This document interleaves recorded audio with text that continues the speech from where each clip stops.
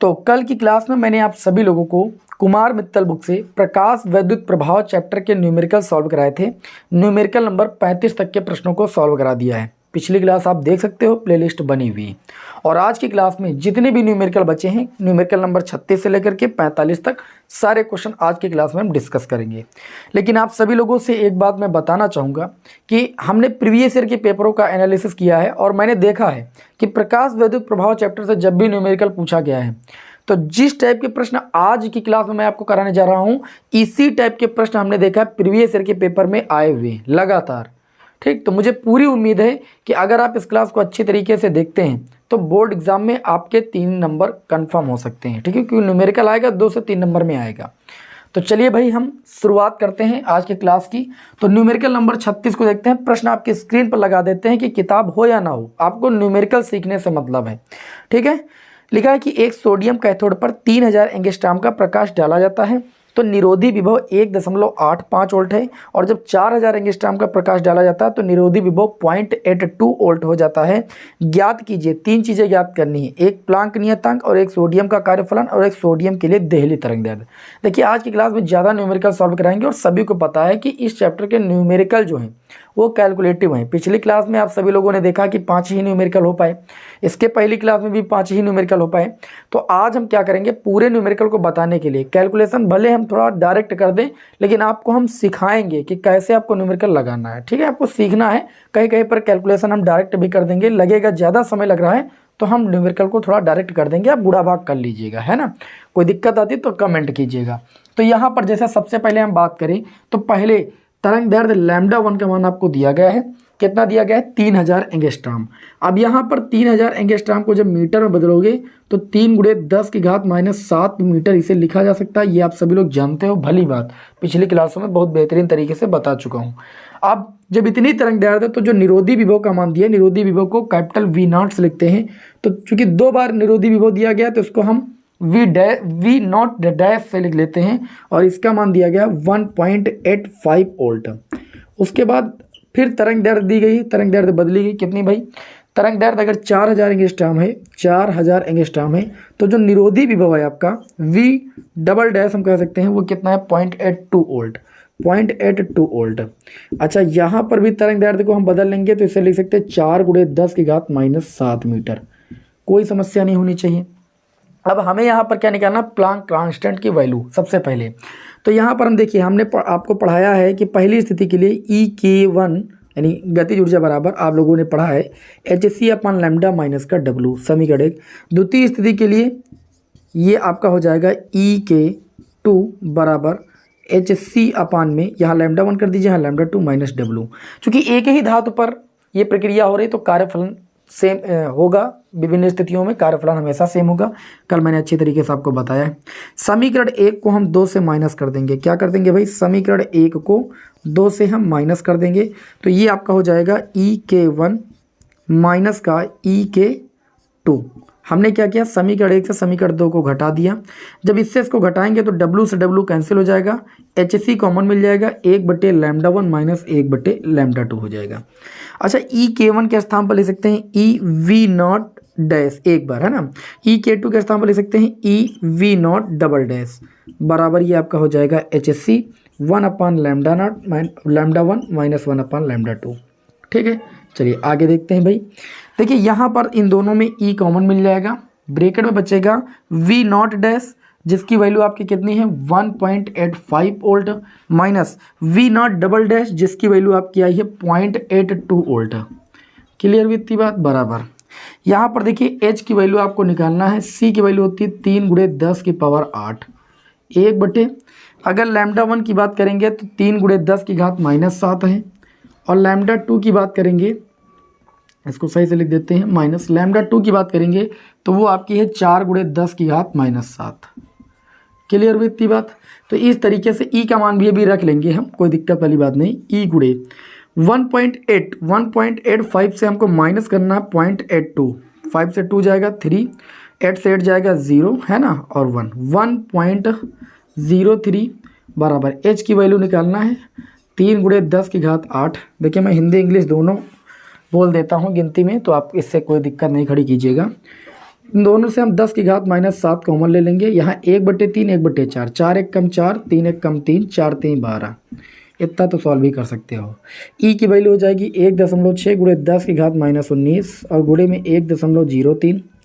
उधर की वैल्यू जो ऊपर है इसको नीचे ले आएंगे, ठीक है। तो 3 गुणे 10 की घात कितना हो जाएगा, या भी ना लाएं, चलो छोड़ो, 3 1 कम 3, 3 4 12 भाई, है ना।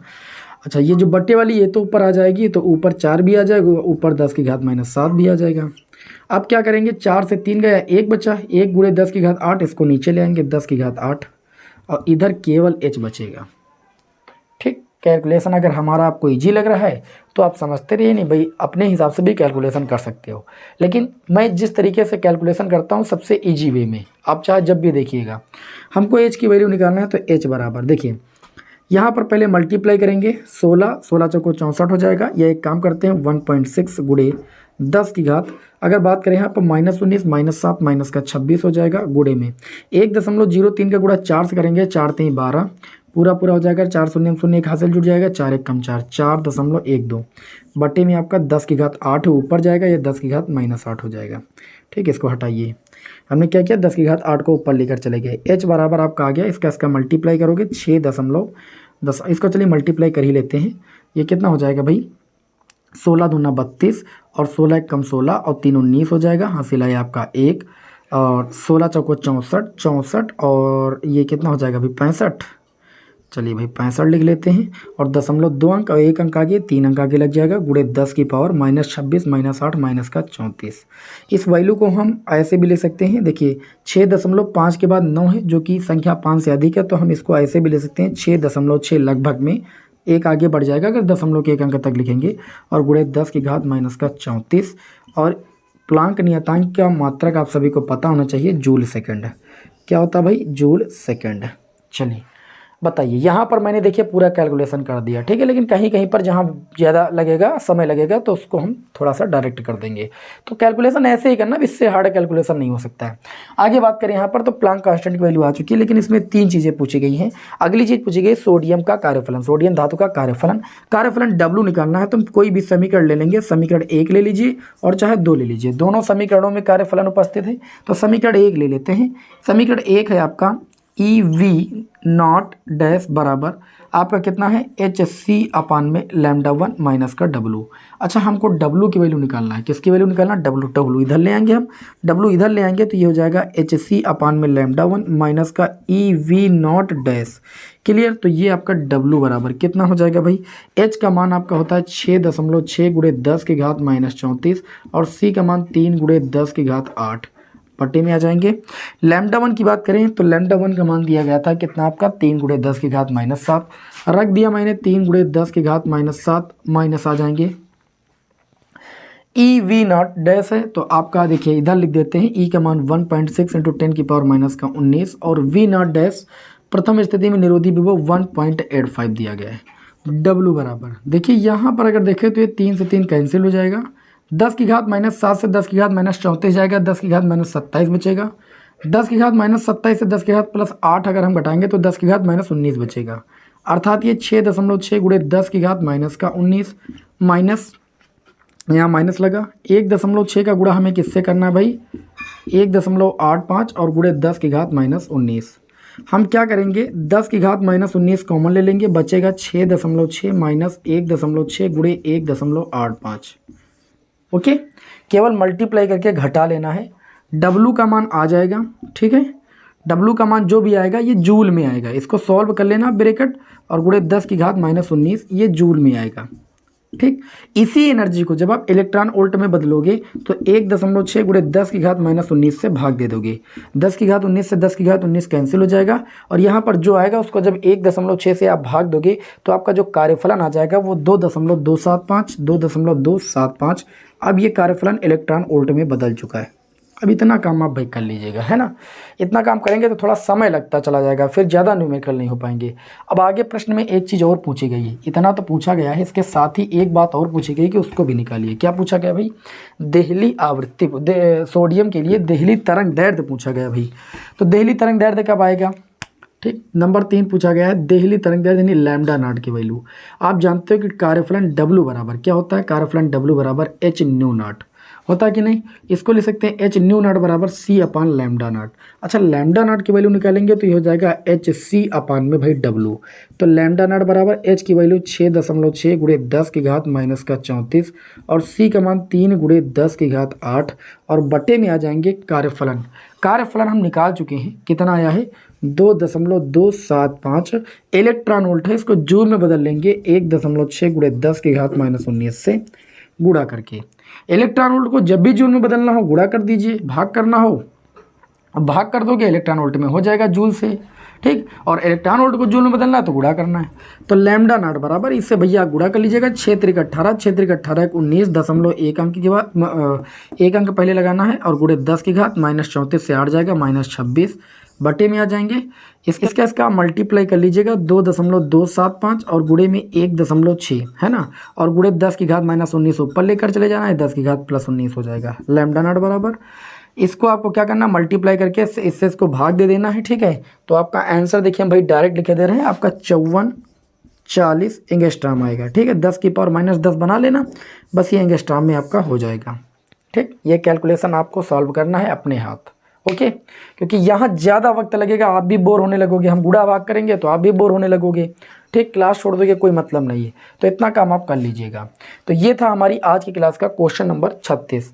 अब हम बढ़ेंगे अगले क्वेश्चन नंबर 37 को। तो इतना कैलकुलेशन होता है सवालों में भाई, सवालों में आपका इतना कैलकुलेशन होता है। अब आपको समझ में आ रहा होगा कि कितना कैलकुलेशन हमको करना पड़ सकता है। तो जब पहले से आप इसकी प्रैक्टिस करोगे, क्लास को देखोगे, तब कर पाओगे, ठीक है। डायरेक्ट कोई चीज़ नहीं होती। आगे यहाँ पर हम बात करेंगे तो अगला जो न्यूमेरिकल है न्यूमेरिकल नंबर 37। न्यूमेरिकल नंबर 37 को हम ध्यान से देखेंगे।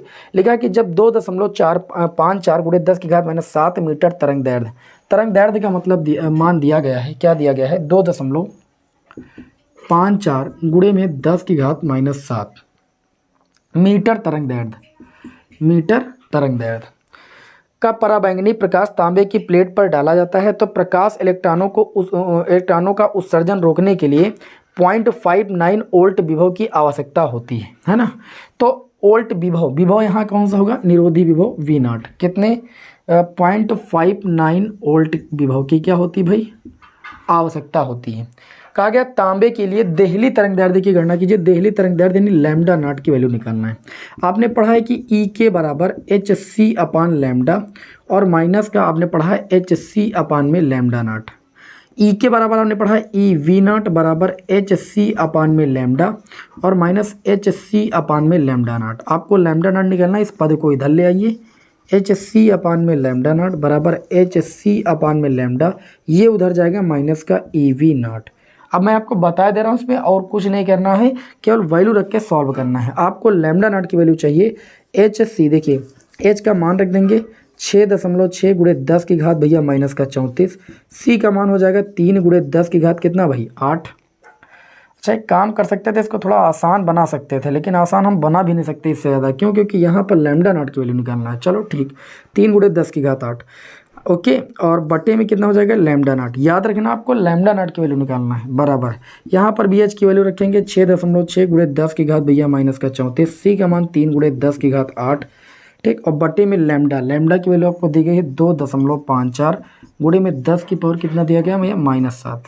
आगे बात करेंगे माइनस ई का मान 1.6 गुणे 10 की घात -19 और वी नॉट की बात करें निरोधी विभव आपका दिया गया 0.59।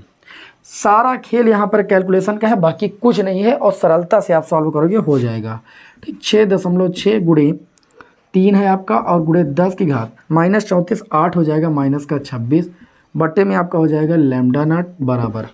यहाँ पर अगर हम देखें तो सॉल्व कर सकते हैं 6.6 गुणे 3 गुणे 10 की घात, यहाँ पर भी आपका -26 हो जाएगा। बटे में बात करें तो ये आपका हो जाएगा 2.54 और गुणे में कितना भाई 10 की घात -7 माइनस आ जाएंगे। इसका 16 9 144 आप चाहे गुणा कर लीजिए, या हम यहाँ पर लिखे दे रहे हैं 1.6 का 0.59 से गुणा कर देना है और गुणे में 10 की पावर माइनस का 19। अब मैं आपको देखिए तरीका बताता हूँ सॉल्व करने का। इसका जब हम मल्टीप्लाई, यहाँ पर तो मल्टीप्लाई करना ही पड़ेगा, कोई जुगाड़ ही नहीं। 198 आएगा, 0.1 अंक आगे लग जाएगा, गुणे में 10 की पावर माइनस का 26 बटे में लैम्डा नॉट। दिमाग में रखिएगा कि लैम्डा नॉट निकालना है आपको, ठीक। अब 10 की घात -7 से 10 की घात -26 को सॉल्व करोगे 10 की घात -19 आएगा। दोनों में जो कॉमन मिले आप उसे निकाल लीजिए सिंपली, तो 10 की घात -19 दोनों में कॉमन मिल जाएगा। ये 6.6 का जब मल्टीप्लाई करोगे 3 से तो ये 19.8 आ जाएगा, बटे में 2.54 और माइनस इसका मल्टीप्लाई आप कर लीजिएगा 1.6 का 0.59 से। ठीक है, बस ये देखिए आसानी से सॉल्व हो जाएगा। जब आप इस गिनती को, इस नंबर को सॉल्व कर लोगे, ठीक है, और इसकी वैल्यू निकालना होगा तो इस नंबर को इसके बट्टे में भेज देना, इसको इधर भेज देना, लैम्डा का मान आपका आसानी के साथ आ जाएगा।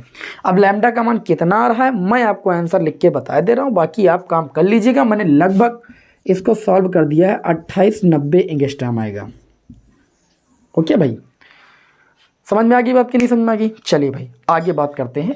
देखिए अगर हम कैलकुलेशन अब ये सब करने लगेंगे तो ज़्यादा समय लग जाएगा। मैं चाहता हूँ कि सारे न्यूमेरिकल आज की क्लास में हो जाएं, क्योंकि हम क्लास बहुत ज़्यादा लंबी नहीं करते हैं। फिर भी आपको दिक्कत आ रही तो बताइए, क्योंकि मैंने जितने न्यूमेरिकल सॉल्व कराया सब में ऐसा कैलकुलेशन मैंने सॉल्व किया है। अब लास्ट में आप एक आधे तो कम से कम कर ही सकते हो ना, 2 ही क्वेश्चन। अब आगे के क्वेश्चन इससे भी छोटे हैं आपके, 37 के बाद 38 39, ठीक है, यही 2 क्वेश्चन रह गए थे, इनको उसी क्लास में बता देना चाहिए था, ठीक, क्योंकि उन क्लासों में ऐसे ही क्वेश्चन थे। चलिए आगे बात करते हैं। यहाँ पर क्वेश्चन नंबर कौन सा हो जाएगा भाई? 38। क्वेश्चन नंबर 38 से लेकर 45 तक पक्का है एक क्वेश्चन आने की प्रबल संभावना होती है इस तरह के बोर्ड एग्जाम में। तो क्वेश्चन नंबर 38 की बात करें, एक कण से संबंध जो द्रव्य तरंगों की तरंग दैर्ध्य है, तरंग दैर्ध्य को लैम्डा से लिखते हैं, वो 1.0 एंगस्ट्रॉम है। आगे बात बताया जा रहा है कि संवेग की गणना कीजिए, पी बराबर निकलना है। तो लैम्डा बराबर आपने पढ़ा है h/p, पढ़ा है कि नहीं, देहली तरंग दैर्ध्य।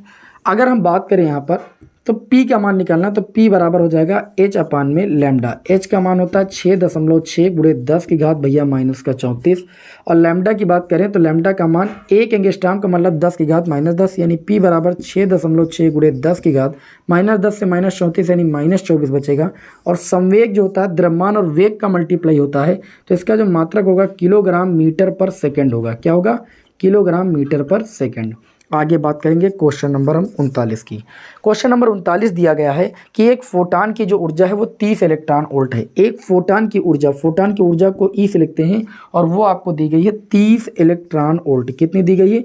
30 इलेक्ट्रॉन वोल्ट। कहा जा रहा है कि इसका संवेग क्या होगा, यानी P बराबर क्या होगा। ठीक, तो इस क्वेश्चन को देखिए बहुत ही केयरफुली आपको सॉल्व करना है। इसमें बहुत ज़्यादा कठिनाई नहीं है, केवल आपको समझना है अच्छे तरीके से हम क्या कर सकते हैं। देखिए आपने P बराबर पढ़ा है अभी, h/लैम्डा सूत्र पढ़ा कि नहीं पढ़ा? और आप सभी लोगों ने एक सूत्र और पढ़ा। क्या सूत्र पढ़ा आपने? E बराबर आपने पढ़ा था h/न्यू, और h/न्यू बराबर पढ़ा था C/लैम्डा। अब ध्यान दीजिएगा, यहाँ से हम क्या करेंगे, इससे और इससे एक सूत्र बनाएंगे। इसको अगर समीकरण 1 माने, उसको समीकरण 2 माने, तो समीकरण 1 व 2 से, समीकरण 1 व 2 से एक रिलेशन बनेगा। यहाँ पर क्या बनेगा? देखो P बराबर लैम्डा अपन h/लैम्डा है, तो h/लैम्डा के स्थान पर P लिखा जा सकता है, और बराबर इधर E है, यानी E बराबर ये आपका बन जाएगा भैया PC। हमको वैल्यू किसकी निकालना है? P की, तो P बराबर आ जाएगा E/C। ठीक है, और हमको E का मान दिया गया है 30 इलेक्ट्रॉन वोल्ट। इलेक्ट्रॉन वोल्ट को जूल में बदलने के लिए 1.6 गुणे 10 की घात -19 से मल्टीप्लाई। सी जो होती है प्रकाश की चाल, यानी 3 गुणे 10 की घात 8। चलिए P बराबर आपका हो जाएगा 3 दहम्मा 30 यानी 10, और गुणे में 1.6 गुणे 10 की घात -19, और इस 10 की घात 8 को ऊपर ले जाएंगे -8। ये P बराबर आपका हो जाएगा 10 का गुणा 16 से हो जाएगा, या 1.6 ही रहने दीजिए, 10 का मतलब 10 की पावर 1। ठीक, -19 और -8 अगर हम करेंगे -27 से 1 जाएगा तो 10 की घात कितना बचेगा भाई? -26। तो संवेग है, संवेग का मात्रक बताए किलोग्राम मीटर पर सेकेंड। ये इसका क्या हो जाएगा भाई? मात्रक हो जाएगा। तो ये आज की क्लास का था क्वेश्चन नंबर भाई 39। कोई दुविधा, कोई समस्या? कोई समस्या नहीं भाई। आगे चलिए बात करते हैं यहाँ पर। तो अगला जो क्वेश्चन होगा, क्वेश्चन नंबर हमारा हो जाएगा 40। क्वेश्चन नंबर 40 में कहा जा रहा है कि 1.6 गुणे 10 की घात -27 किलोग्राम द्रव्यमान के न्यूट्रॉन की जो गतिज ऊर्जा दी गई है वो 0.04 इलेक्ट्रॉन वोल्ट है। न्यूट्रॉन की डी ब्रोगली तरंग दैर्ध्य निकालना है। देखिए m बराबर आपको दिया गया है 1.6 × 10⁻27 kg, ये दिया गया है। आपसे ये कहा जा रहा है कि न्यूट्रॉन की जो गतिज ऊर्जा है, जिसको हम EK से लिखते हैं, किससे लिखते हैं भाई? EK से। तो कहा EK बराबर आपको दिया गया है कितना? 0.04 इलेक्ट्रॉन वोल्ट। ठीक है, देखिए भाई इस क्वेश्चन को। ठीक है, इसमें क्या करना है आपको? क्वेश्चन को पढ़िए भाई। इसमें दिया गया है 1.6 × 10⁻⁻27 kg द्रव्यमान की न्यूट्रॉन की गतिज ऊर्जा 0.04 इलेक्ट्रॉन वोल्ट है। न्यूट्रॉन की आपको क्या करना है भाई, डी ब्रोगली तरंग दैर्ध्य निकालना है। तो आप सभी लोगों ने देखिए लैम्डा बराबर सूत्र पढ़ा था H/√2m/E_k, पढ़ा है कि नहीं पढ़ा है। जहाँ E_k क्या होती है, ऊर्जा होती है आपकी। अब यहाँ पर लैम्डा का मान आपको निकालना है, यही तो दिया गया। तरंग दैर्ध्य याद कीजिए, क्वेश्चन नंबर 41 में तरंग दैर्ध्य लैम्डा बराबर H का मान होता है 6.6 × 10⁻⁻34 बटे में आ जाएंगे। अंडर रूट अगर बात करें तो ये हो जाए 2m का मान 1.6 × 10⁻⁻27 और E_k की अगर बात करें तो E_k का मान 0.04 है ना। इलेक्ट्रॉन वोल्ट को जूल में बदलने के लिए 1.6 × 10⁻⁻19 से गुणा कर देंगे। तो लैम्डा बराबर 6.6 × 10⁻⁻34 बटे में आ जाएंगे। देखिए √2 को हम अलग करेंगे, लेकिन पहले समझिएगा 1.6 दो बार अंडर रूट के अंदर तो एक बार बाहर निकल आएगा। क्लियर। अच्छा यहाँ पर क्या कर सकते हैं, 10⁻⁻27 - 19 -27 10 -37 10 47 यानी 46 हो जाएगा। -27 - 19 -46 और -46 का अंडर रूट करेंगे तो माइनस का 23 बाहर निकल आएगा। अंडर रूट के अंदर बचेगा 2 × 0.04। इसको ऐसे लिख सकते हैं, इसके नीचे एक ये पॉइंट हटाएं, यहाँ 2 0 बढ़ सकते हैं। अर्थात 0.04 का अगर हम अंडर रूट निकालेंगे तो 0.2 आएगा। कितना आएगा भाई, 0.2। लैम्डा बराबर 6.6 × 10⁻⁻34 बटे में 1.6 × 10⁻⁻23 और अंडर रूट 2 का मान 1.414 और 0.02 का अंडर रूट 0.2 होगा। समझ गए। संख्याएं पास करो और मल्टीप्लाई कर लो तो ये हो जाएगा 6.6 × 10⁻⁻34 10⁻23 को ऊपर ले जाएंगे 10⁻+23 बटे में आ जाएंगे 1.6 × 0.2 और गुणे में 1.414। ये मल्टीप्लाई आप कर लीजिएगा और इसको भाग कर लीजिएगा। 6.6 को भाग करना है आपको। भाग क्या करना है, इसको और थोड़ा काट सकते हो, ये पॉइंट से पॉइंट हटा सकते हो, ये ऊपर 33 हो जाएगा और कुछ कट्टे पिट्टे का है नहीं। तो 33 बटे 1.6 का मल्टीप्लाई कर लेना 1.414 से, जो आएगा उसको भाग कर देना। गुणे 10⁻⁻34 से 23 जाएगा आपका, -9 बचेगा। क्यों, 7 उधर और 4 7 4 11 बचेगा। 11 बचेगा भाई। 23 7 7 4 11 -11, ठीक है। और इसको एंगस्ट्रॉम में लाना है। तरंग दैर्ध्य कितनी आएगी, मैं आपको आंसर लिखे दे रहा हूँ। क्वेश्चन नंबर आपका है भाई 40, ठीक है। तरंग दैर्ध्य आप निकालो कि 1.46 एंगस्ट्रॉम, ठीक है। सॉल्व कर लीजिएगा आप कैलकुलेटर से, सॉल्व करके देख लीजिएगा अगर आंसर चेक करना है। नहीं, बाकी सॉल्व आपको अपने हाथ ही करना है। पहले मल्टीप्लाई करना है फिर भाग कर देना है, ठीक। लगभग वैल्यू ये आपकी आ जाएगी। ये क्वेश्चन था हमारा क्वेश्चन नंबर 40। अब हम बात करते हैं क्वेश्चन नंबर 41 की। आगे के क्वेश्चन ऐसे ही हैं और बहुत ही मस्त और बहुत ही प्यारे क्वेश्चन है। क्वेश्चन नंबर 41 कहता है कि एक इलेक्ट्रॉन 0.5 × 10⁻³ वेग दिया गया 0.5 × 10⁻³ मीटर पर सेकंड। ये आपको वेग दिया गया है और कहा जा रहा है कि चाल से गतिमान इससे संबद्ध डी ब्रोगली तरंग दैर्ध्य यानी लैम्डा बराबर निकालना है। लैम्डा बराबर अभी पढ़ा H/P और H/P के स्थान पर आपने पढ़ा mv। लैम्डा निकालना है। H का मान रखो 6.6 × 10⁻⁻34।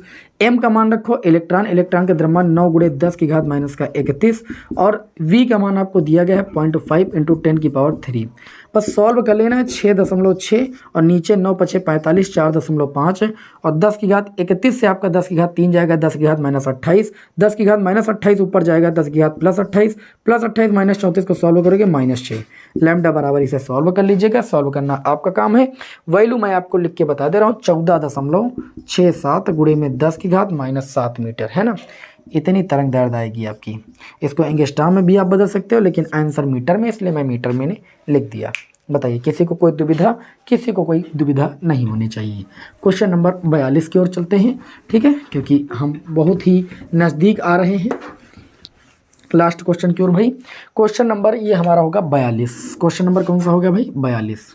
क्वेश्चन नंबर 42 को ध्यान से देखिएगा। 2018 में पूछा गया है किसी इलेक्ट्रॉन सूक्ष्मदर्शी में त्वरक विभव का मान, त्वरक विभव को कैपिटल V से व्यक्त करते हैं, उसका मान, इसका हमने व्यंजक भी निकाला है। इलेक्ट्रॉन की डी ब्रोगली तरंग दैर्ध्य यानी लैम्डा बराबर आपको 1 एंगस्ट्रॉम दिया गया है।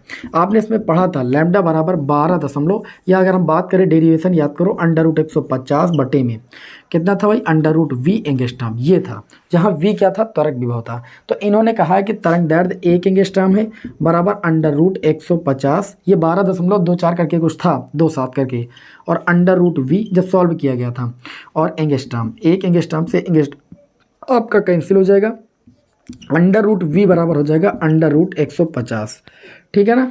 अच्छा, v का मान स्क्वायर कर देंगे दोनों पक्षों का, तो v बराबर आ जाएगा 150 वोल्ट। कितनी आसानी के साथ आ गया।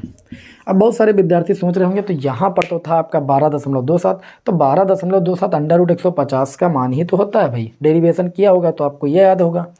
चलिए अगला क्वेश्चन बढ़ते हैं, क्वेश्चन नंबर 43। क्वेश्चन नंबर 43 में 200 ग्राम द्रव्यमान m बराबर कितना दिया गया भाई, 200 ग्राम दिया गया है।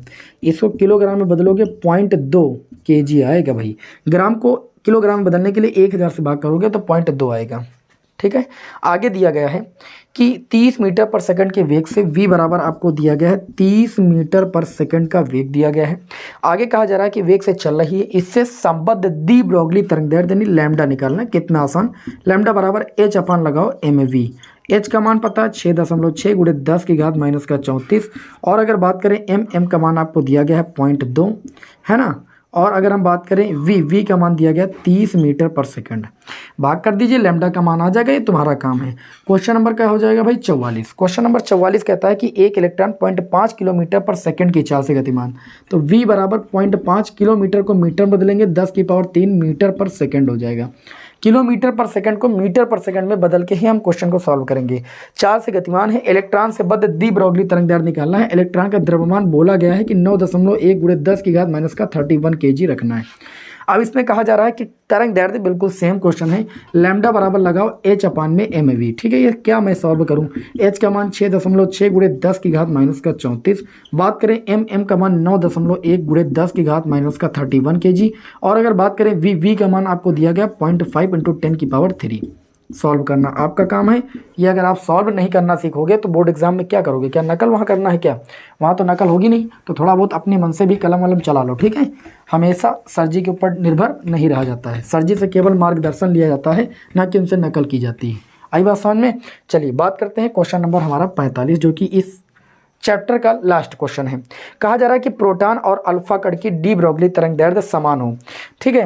अल्फा कण की और प्रोटॉन की जो तरंगदैर्ध्य वो समान हो तो उनकी चालों में अनुपात क्या होगा। तो सबसे पहले प्रोटॉन की बात की गई तो प्रोटॉन की चाल यानी वीपी, और उसके बाद कही गई अल्फा कण में वी अल्फा, इन दोनों का रेशियो आपसे पूछा जा रहा है। तो कोई खास बात नहीं, आप सभी लोगों ने पढ़ा है लैम्डा बराबर h अपान mv, पढ़ा कि नहीं पढ़ा।